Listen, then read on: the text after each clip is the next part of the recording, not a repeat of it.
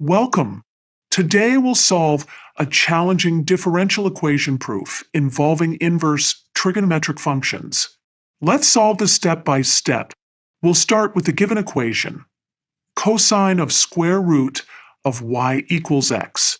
First, we'll solve for y by taking the inverse cosine of both sides.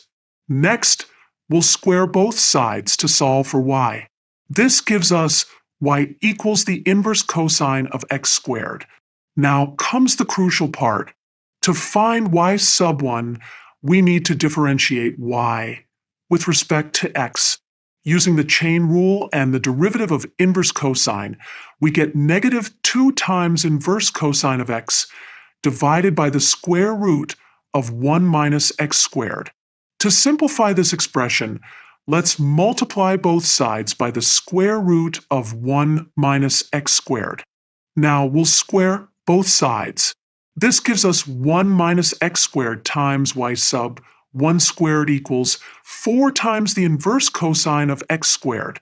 Remember that y equals inverse cosine of x squared, so we can substitute this back in, giving us 1 minus x squared times y sub 1 squared equals 4y. Now, for the most complex step, we need to differentiate both sides with respect to x again. On the left side, we'll use the product rule. This gives us 1 minus x squared times 2y sub 1 times y sub 2 plus y sub 1 squared times negative 2x equals 4y sub 1. Let's rearrange this to group terms with y sub 2. We get 1 minus x squared times y sub 2 minus x times y sub 1 equals 2. Finally, we can subtract 2 from both sides to get our desired result. 1 minus x squared times y sub 2 minus x times y sub 1 minus 2 equals 0. And there we have it. We've proven that 1 minus x squared times y sub 2 minus x times y sub 1 minus 2 equals 0.